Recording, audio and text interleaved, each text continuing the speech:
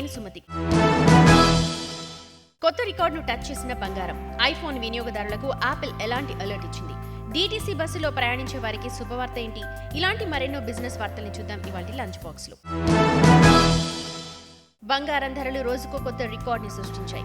గత కొద్ది రోజులుగా బంగారం రేటు పలు కొత్త రికార్డులను నమోదు చేస్తున్నాయి. శుక్రవారం కూడా ఇదే ట్రెండ్ కొనసాగింది. బంగారం ధర తొలిసారిగా 72,000 మార్క్ ని చేరుకుంది.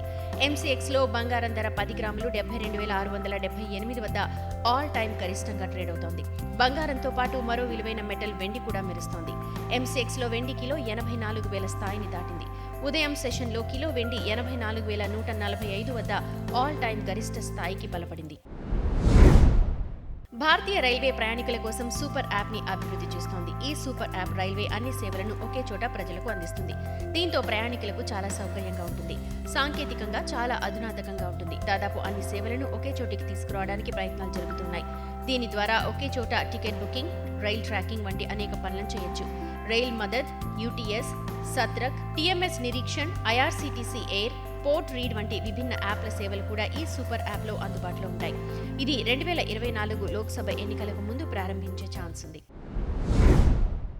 ఢిల్లీకి చెందిన DTC బస్సుల్లో ప్రయాణిస్తున్నట్లయితే మీకు శుభవార్త. DTC మొత్తం ఢిల్లీలో వాట్సాప్ ద్వారా బస్ టికెట్ బుకింగ్ ని ప్రారంభించింది. ఇది ఎక్కువగా DMRC టోకెన్ ని పోలి ఉంటుంది. దీనికోసం మీరు వాట్సాప్ చాట్ బ్యాట్ ఉపయోగించాలి. టికెట్ బుక్ చేసుకోవడానికి ప్రయాణికుడు హాయ్ అని టైప్ చేసి 918744073223 నంబర్కు మెసేజ్ చేయాలి. దీని తర్వాత మీకు లాంగ్వేజ్ ఆప్షన్ వస్తుంది.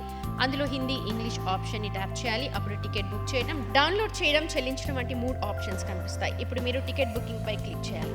ఆ తర్వాత ఎక్కడికి వెళ్ళాలి, ఏ రూట్లో వెళ్ళాలి అనేది ఎంచుకోవాలి. AC లేదా నాన్ AC బస్ అనే ఆప్షన్ కూడా కనిపిస్తుంది. ఆ తర్వాత మీకు ఎన్ని టికెట్లు కావాలో సెలెక్ట్ చేయాలి. UPI లేదా కార్డ్ ద్వారా చెల్లింపు చేసి ఆపై మీ టికెట్ను డౌన్లోడ్ చేసుకోండి. వాట్సాప్లో కొనుగోలు చేసిన టికెట్ పేర్కొన్న కాల వ్యవధికి మాత్రమే చెల్లుబాటు అవుతుంది.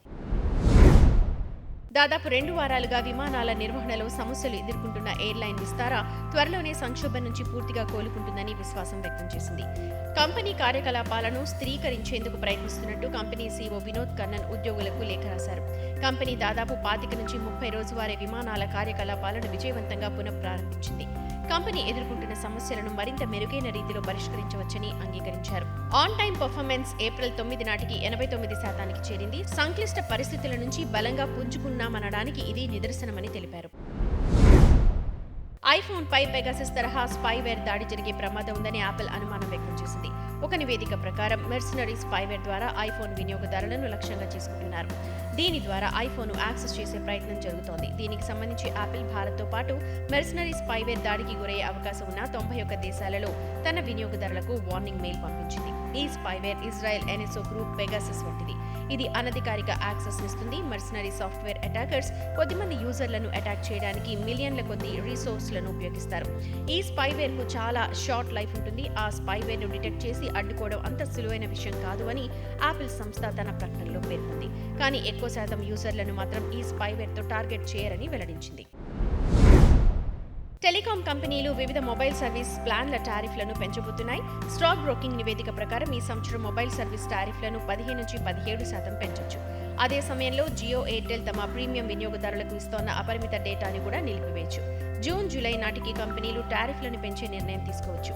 మరికొందరు నిపుణులు మొబైల్ ఫోన్ సేవలను 20% పెరగవచ్చని భావిస్తూ ఉన్నారు. అదే సమయంలో 4Gతో పోలిస్తే 5G సేవ కోసం 5 నుంచి 10% ఎక్కువ ఛార్జీలు వసూలు చేయొచ్చు. ఇకపై మార్కెట్లో గ్లో అండ్ హ్యాండ్సమ్ పేరుతో ఎలాంటి ఫెయిర్నెస్ ఉత్పత్తులు అందుబాటులో ఉండవు. కోల్కతా హైకోర్టు దాని తయారీ కంపెనీ హిందుస్థాన్ యూనిలీవర్ లిమిటెడ్ ను నెల రోజులుగా ఆ ప్రోడక్ట్ ను తొలగించాలని ఆదేశించింది. ట్రేడ్ మార్క్ నిబంధనలను ఉల్లంఘించిన కారణంగా కోర్టు నిర్ణయం తీసుకుంది. ఈ కేసు 2020 నాటిది. HUL తన పురుషుల fairness brand men's fair and lovely పేరును గ్లో అండ్ హ్యాండ్సమ్ గా మార్చింది. ఈ పేరు స్థానిక FMCG company Emami fairness brand fair and handsome కు పోలి ఉంటుంది. ఇమామి తన ట్రేడ్ మార్క్ హక్కులను ఉల్లంఘించారని ఆరోపిస్తూ 2020లో HUL పై కేసు దాఖలు చేసింది. గ్లో అండ్ హ్యాండ్సమ్ అనే పేరు Emami registered product fair and handsome ని పోలి ఉందని, ఇది తప్పుదారి పట్టించేలా ఉందని కోర్టు పేర్కొంది. ఇవి ఈ రోజు లంచ్ బాక్స్ కబుర్లు. మరిన్ని బిజినెస్, ఫైనాన్స్ వార్తలతో రేపటి లంచ్ బాక్స్ కబుర్లతో కలుద్దాం. అంతవరకు రేడియో Money9 వింటూనే ఉండండి. మరిన్ని పర్సనల్ ఫైనాన్స్ వార్తలు, విశేషాల కోసం Money9 యాప్ ని ఇప్పుడే డౌన్లోడ్ చేసుకోండి. Thank you.